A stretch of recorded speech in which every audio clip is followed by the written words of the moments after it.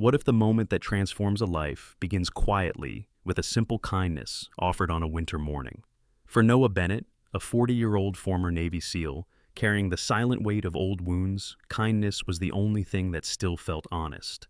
Every dawn on Forest Avenue, Noah helped Walter Hayes, an 82-year-old man with trembling hands and fading strength, into a small cafe called Harbor Brew. A warm chair, a steady grip, a muffin cut into pieces so breakfast felt possible again. Noah expected nothing in return. He simply wanted one corner of the world to breathe a little easier. What Noah never imagined was that the quiet old man he protected from the cold was hiding a storm of danger waiting to break a storm that would test loyalty, shake the truth, and begin a healing journey neither of them saw coming.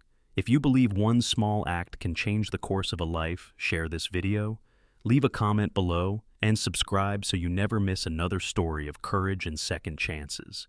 Now tell me, what would you do if the man you helped every morning suddenly needed you to save everything he had left? Winter on Forest Avenue. A thin winter wind drifted over Portland, carrying the sting of December across the quiet morning streets. Noah Bennett pulled his navy winter coat tighter as he stepped over a patch of ice near the corner of Forest Avenue. At 40, he carried himself with the composed vigilance of a man shaped by years few understood. His broad shoulders still held the discipline of the Navy SEAL teams, though his gait revealed a slight stiffness in his left knee, the last echo of a battlefield injury that returned every time the cold settled in. His face, angular and weathered, bore a short, neatly trimmed beard with a thread of silver at the temples. Deep brown eyes, warm on gentle days but sharp when danger stirred, scanned the street with reflexive precision. Portland was meant to be a quieter chapter in his life, yet the old habits, reading movement, studying silhouettes, checking blind corners, never truly left him. Beside him trotted Ranger, a 5-year-old German shepherd, whose black and tan coat gleamed even in the pale winter light. Ranger moved with a blend of discipline and silent confidence, ears lifting at every distant sound. His amber-brown eyes shifted between curiosity and alertness, always returning to Noah as if taking emotional cues from the man who had rescued him during a difficult deployment overseas.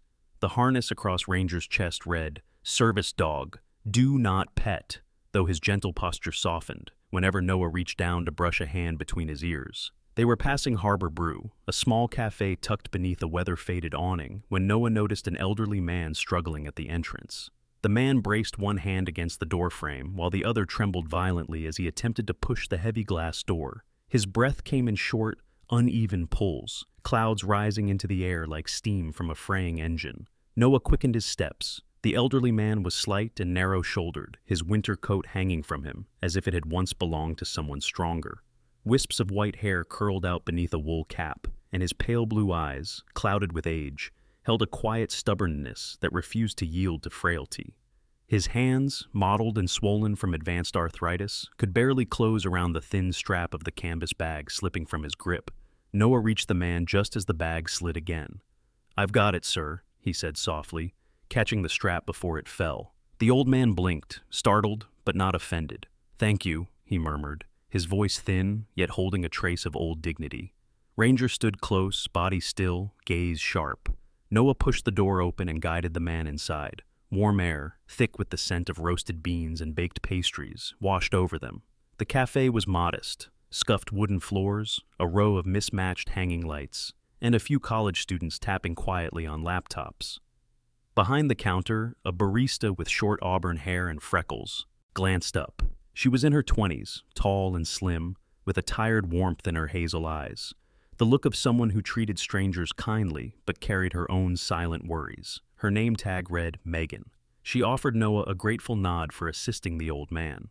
The man lowered himself into a corner chair with effort. Noah set the canvas bag beside him, then helped remove his gloves. His fingers shook uncontrollably, each movement wincing with pain. "What's your name, sir?" Noah asked. "Walter," the man replied, taking a slow breath. "Walter Hayes. I come here every morning. Black coffee, no sugar." He managed a faint smile. Old habits help keep the day steady. Noah returned the smile, though inwardly he felt a tug of sympathy. He saw, in Walter's quiet defiance against age and loneliness, something familiar. A person trying to hold together a life that had shifted beneath them. Walter reached for a muffin on a small dish, but the knife slipped from his trembling fingers and clattered faintly on the table. Noah stepped forward. "Let me help you with that." The cafe fell quieter for a moment as a few patrons glanced over, intrigued by the interaction. Noah didn't notice them. Carefully, he cut the muffin into small squares, his movements steady, despite the dull ache in his knee from the cold. Walter looked up, the flicker of old pride softening into gratitude. "Thank you, young man. And thank your companion, too." His eyes drifted toward Ranger, who sat politely beneath the table. Ranger offered a slow blink, as if acknowledging the gesture. Noah felt something settle in his chest, an emotion he couldn't quite name. For months he had drifted through life with a quiet heaviness, shaped by memories he didn't discuss and the restless ache of unfinished grief. Helping Walter felt grounding, as though the world had handed him a small task with unexpected meaning. "Anyone could use a little help on a cold morning," Noah said quietly. The lights above cast a golden glow across their table, warming the edges of the moment. Outside, snow drifted past the windows in slow, wandering patterns. Noah took a seat across from Walter. Ranger curled beneath the table, resting his head on his paws. The cafe's soft chatter faded into a gentle hum, and for the first time in a long while, the morning felt peaceful. The first shadows on winter streets, 3 days after their first meeting, Harbor Brew had quietly folded Noah and Ranger into its rhythm. The regulars no longer stared with the uncertainty reserved for newcomers. Instead, they offered small nods of recognition as Noah entered each morning. He carried himself with the same steady purpose as before, yet something softer appeared in his expression whenever he spotted Walter already seated in the corner, on days when the old man managed to arrive without struggle. Walter Hayes had become a fixture in Noah's mornings, not out of obligation, but out of a growing sense of connection. Noah brought him a cup of hot chamomile tea before the barista ever called the order. He straightened the old wool scarf around Walter's neck, careful of the swollen joints at the base of the man's skull. Ranger lay beside them each day, his head resting between his paws, ears flicking toward the door each time it opened, as if unwilling to let anything approach without his approval. In return, Walter shared his stories, slowly at first, then with a warmth that suggested he had needed someone to listen for a very long time. He spoke of his youth spent near the harbor, when his hair was still a deep copper color, and his back strong enough to haul ropes aboard the fishing boats of Portland. He described Clara, his late wife, who had been a nurse with a low, gentle voice and a laugh that could quiet any storm. And though Walter tried to gloss over the topic, Noah caught the weight in his tone when he mentioned the retirement facility pressing him to move in. "They mean well," Walter said one morning, tracing the rim of his mug with an unsteady finger. "But I am not ready to surrender my freedom. A man should choose when the tide takes him, not be pushed into it." His eyes clouded with something beyond age, something that made Noah's chest tighten without warning. Megan, the auburn-haired barista, often paused to refill their cups. She had grown fond of the trio, though her expression sometimes shifted into worry when she noticed the tremor in Walter's hands worsen. She never asked questions, but her brow furrowed in the quiet compassion of someone who understood hardship. Beneath her smile lay an exhaustion earned from caring for a younger brother with chronic illness, a responsibility that shaped her patient nature. One evening, Noah and Ranger walked along Winter Street, leaving faint footprints in the fresh snow as Ranger trotted at his left side. The city was unusually quiet, blanketed by a stillness that arrived just before storms. Street lamps glowed like pale halos through the falling flakes. As they turned onto Walter's block, Noah slowed. A dark SUV sat across from the old man's modest home, a narrow blue house with chipped paint and a sagging porch railing. Inside the SUV, two men sat motionless. Their silhouettes were rigid, shoulders squared, faces obscured by tinted glass, but their posture alone was enough to set off something primal in Noah's instincts. Ranger's reaction was immediate, his hackles lifted, a low growl vibrating through his chest, deep and warning. His stance shifted into the faint forward lean he used only when he sensed threat. Noah's pulse tightened. He studied the SUV carefully. The engine was running, faint exhaust drifting into the cold air. The men made no effort to conceal their watching. He took one step forward, subtle, controlled. The SUV moved first. Without so much as a flicker of hesitation, it pulled away from the curb and vanished into the next intersection. Noah remained still until the quiet of the street returned. Later that night, the unease followed him home. It pressed behind his ribs, tapping old reflexes that had once saved his life, but had cost him peaceful sleep. Ranger circled twice before settling near the window, his posture rigid even in rest. By morning, snow had piled against doorsteps and rooftops. Noah arrived at Harbor Brew earlier than usual, but Walter was not in his usual seat. The clock on the wall edged towards 7:20, then 7:30. When the door finally opened, Walter stepped in with a stiffness that had not been there before. His scarf sat crookedly, and his left cheek bore a faint bruise beneath the fragile skin, small, round, the kind that came from impact rather than age. Megan gasped softly when she noticed, nearly dropping the milk pitcher she held. Noah stood immediately, his voice low. "Walter, what happened?" Walter waved a trembling hand, attempting nonchalance though the gesture lacked conviction. "Old men fall. The world has corners, and I tend to find them." But Noah saw past the forced humor. There was a tremor in Walter's eyes that did not come from arthritis. It came from fear. A quiet fear, the kind a proud man tries to hide. He helped Walter into his chair, careful not to press him with questions. Ranger rested his head against Walter's knee, offering silent comfort.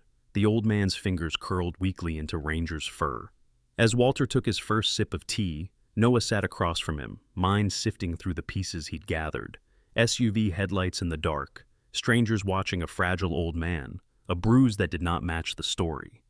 Something was wrong, and though Noah had promised himself a quieter life, he could not ignore the familiar sensation rising inside him, the one that whispered of danger approaching, slow and deliberate, like the tide pulling out before a storm. The winter day brightened outside Harbor Brew, but at their small corner table, a shadow had settled that none of them yet understood. The pressure behind the silence. Snow drifted heavily over Portland that afternoon, layering rooftops and muffling the sounds of the city. Harbor Brew's windows steamed from within, the cafe glowing like a lantern on Forest Avenue. Noah Bennett sat across from Walter Hayes, noting the older man's unusual restlessness. Walter's fingers tapped the ceramic mug, the tremor sharper than usual. His pale blue eyes, soft and clouded with age, held a worry that could no longer hide beneath polite conversation. Noah leaned forward. "Walter," he said gently, "something happened, didn't it?" Walter's shoulders sagged, the act of surrender seeming to cost him years. He adjusted his scarf, then finally spoke. "There's something I need to tell you, Noah." The words came haltingly, broken by long pauses. Walter stared at his hands, swollen and twisted by arthritis, as if they carried memories he wished he could set down. "My grandson, Dylan," he swallowed with difficulty. "He wants me to sign over my house, the one on the bay. Been in the family for generations. Land developers are circling like sharks. Dylan thinks he can make a fortune." Noah felt the air in his chest tighten. He had learned to recognize a man's shame by the way he lowered his head. "Has he threatened you?" Noah asked. Walter hesitated. "Not directly, but he hired men.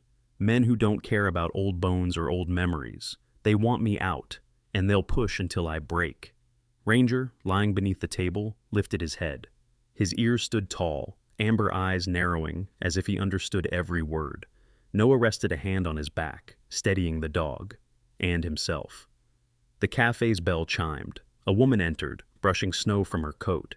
She was tall, with a lean, athletic frame and dark chestnut hair gathered in a simple braid. Her skin was pale from the cold, but her eyes, gray and attentive, missed little. She wore a deep green parka and jeans flecked with flour, giving her the look of someone who worked hard with her hands. Megan greeted her warmly. "Afternoon, Sarah?" Sarah Whitmore, owner of a nearby bakery, nodded to the room with a polite, reserved smile. She was known for her kindness, but carried an air of quiet vigilance, shaped by years of growing up with a father who struggled with alcoholism. It left her with a dislike for raised voices and a protective instinct toward vulnerable people. When she saw Walter, her brow creased. "Mr. Hayes, you look pale today. Everything all right?" Walter forced a brittle smile. "Just winter catching up with me," but Sarah did not look convinced. She placed a gentle hand on Walter's shoulder before moving toward the counter. Noah noted her concern and tucked it away. Any ally in this situation might matter later. The storm worsened by evening. Wind clawed at the street signs as Noah escorted Walter home, Ranger padding beside them through the accumulating snow. Noah carried Walter's canvas bag, carefully avoiding the ice glistening under each street lamp. Walter's house sat near the bay, a narrow two-story structure with blue paint peeling in thin curls. The property behind it dipped into a small patch of woods, now dark, silent, and heavy with snow. The porch lights flickered as the wind pushed at them. Something moved near the back fence. Ranger froze first. His entire body stiffened, muscles taut beneath his thick black and tan coat. A deep rumble echoed from his chest, the sound he made only when threat became certain.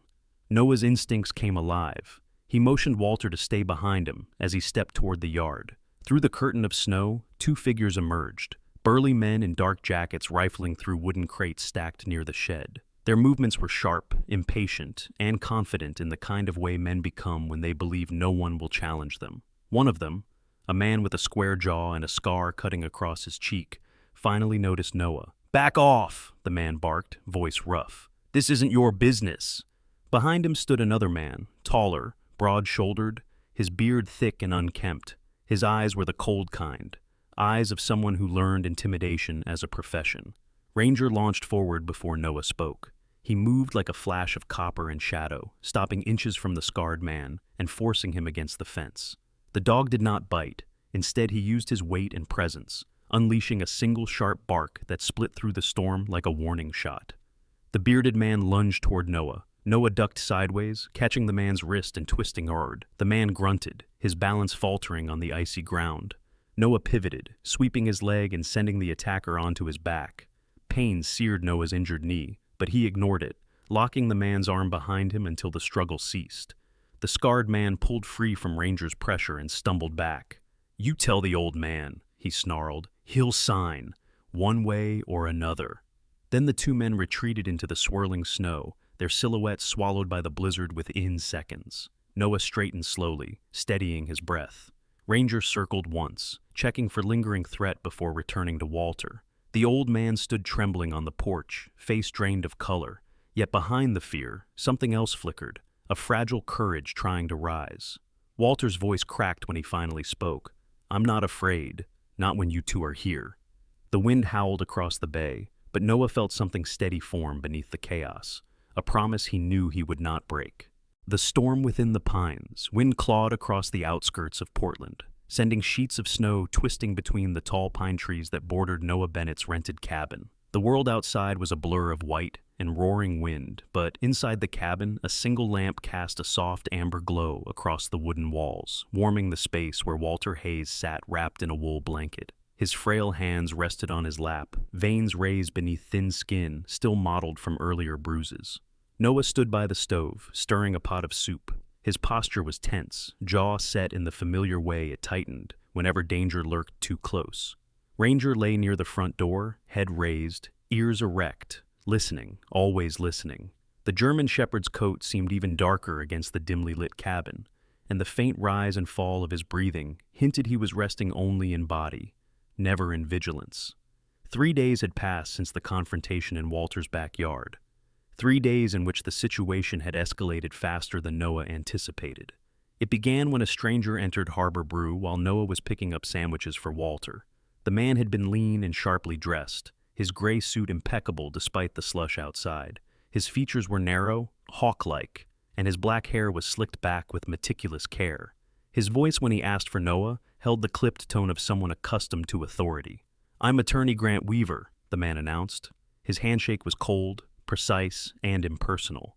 Weaver's eyes were a flat steel blue, revealing little emotion. He struck Noah as a man who had built his career on technicalities rather than justice, someone who aligned himself with power, not ethics.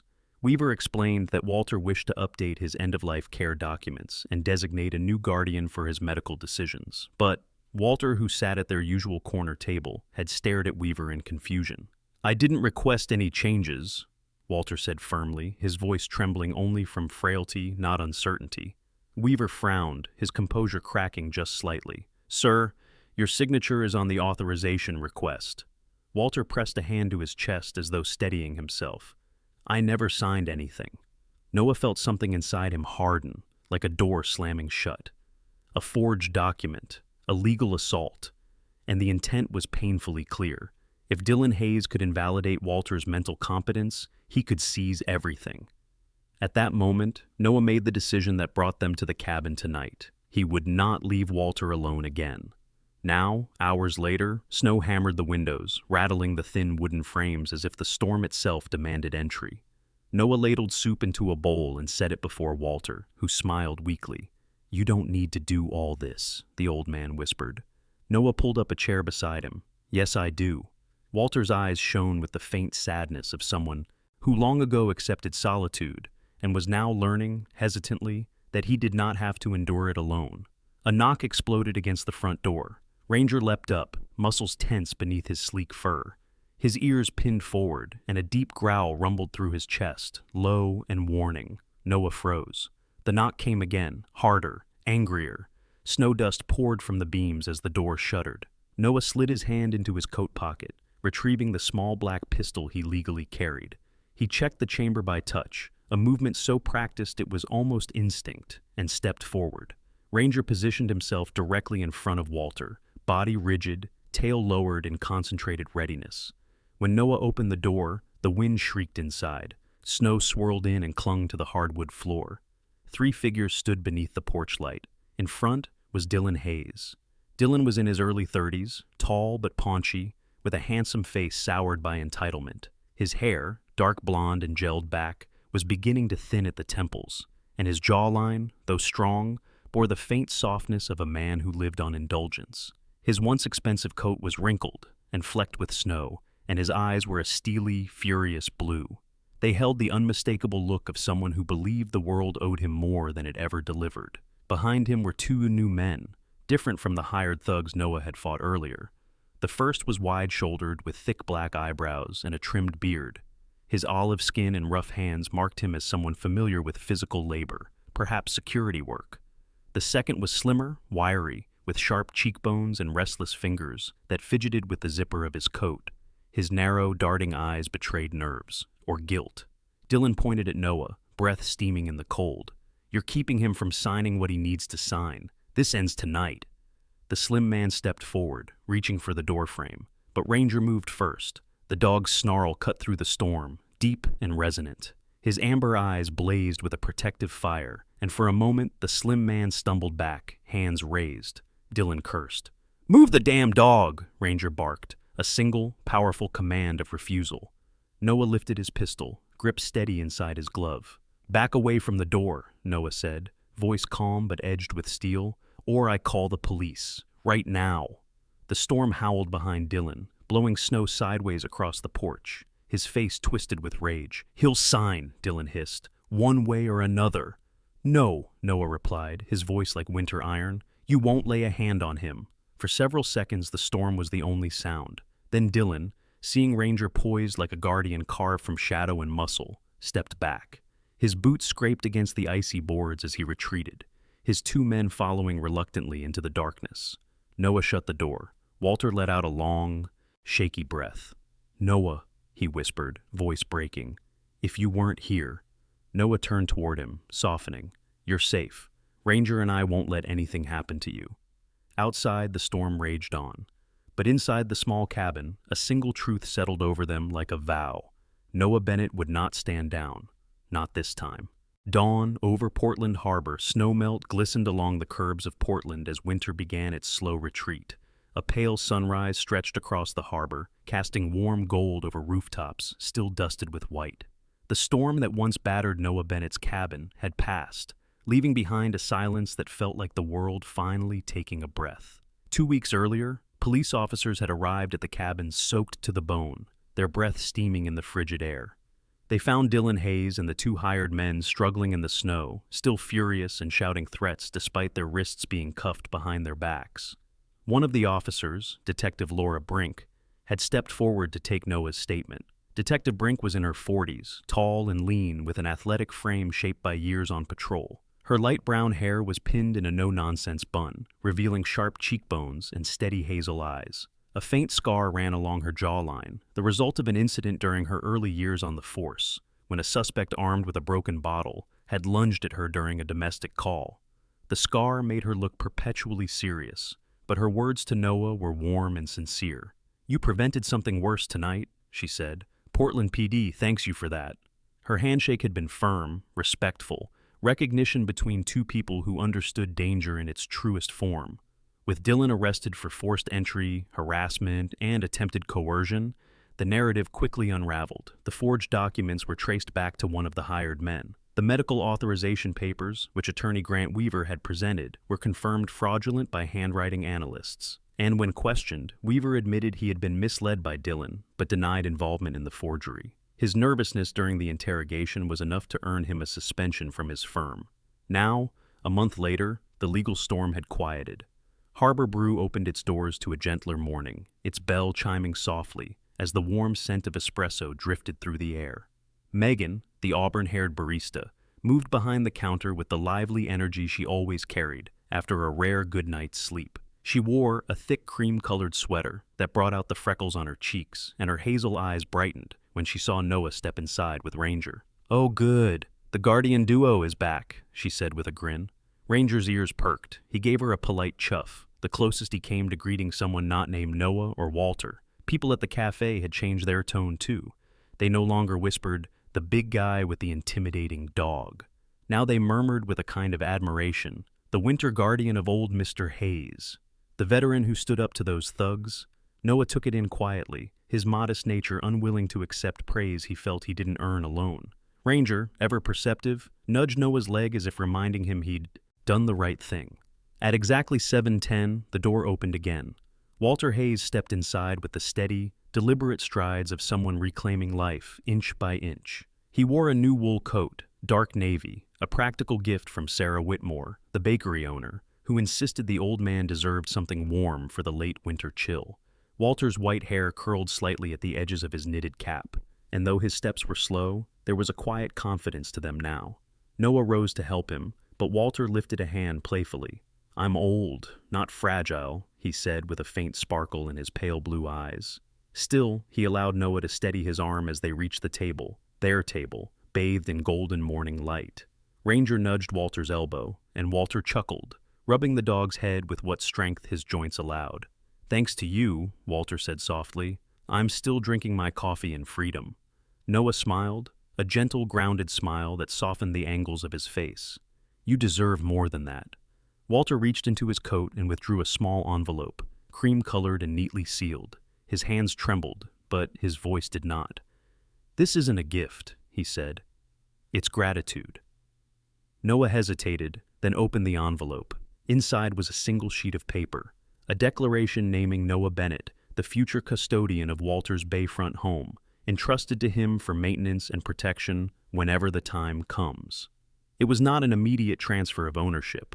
Walter still valued his independence, but it was a promise, a passing of stewardship. "Walter," Noah whispered, stunned, "I can't accept this."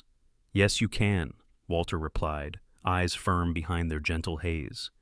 "A man who protects others knows the worth of a home. Someone must safeguard it. I choose you." Ranger gave a soft woof, as if casting the deciding vote. Noah exhaled slowly, accepting the responsibility not as charity, but as an honor rooted in trust. Outside, the snow at the edges of the street glimmered as the sun climbed higher. Customers chatted quietly. The espresso machine hissed. A world that had once felt cold and uncertain now carried the tender warmth of something beginning. Later that day, as the cafe emptied and the afternoon light softened, Noah, Walter, and Ranger remained at their corner table. Walter sat with his hands curled around a warm mug. Ranger lay in a neat circle at Noah's feet, tail brushing lightly over the floor. The golden light overhead formed a cocoon of warmth around them, an island of peace untouched by everything that had come before. And Noah understood, with quiet certainty, that sometimes the smallest act of kindness, a cup of coffee, a safe place to sit, a helping hand on a winter morning, could save not just a life, but the meaning of a life. In the end, this story reminds us of something timeless, that sometimes the miracles we wait for do not arrive as flashes of light from the sky, but as ordinary people who choose kindness on an ordinary day. Noah was not meant to cross paths with Walter, yet God has a way of guiding the weary toward one another, a veteran seeking peace, an old man seeking safety, a loyal dog standing guard like an angel with fur and a heartbeat. Through them, we see how heaven often works quietly, placing the right soul in the right moment, turning fear into hope and strangers into family. It is a reminder that God's grace often begins with a single gentle act. a door held open, a warm cup of coffee, a hand that refuses to let another fall. And maybe, in your own life, the person you help today is the very blessing God intends for you tomorrow. So, keep your heart open, keep your kindness steady. Miracles still walk among us every day. If this story touched you, take a moment to share your thoughts below, tell us where you're watching from, and subscribe to the channel so you never miss another story of faith, hope, and humanity. And may God bless you, protect your home, and place His gentle hand over everyone who chooses compassion in a world that desperately needs it. May God bless each one of you watching today.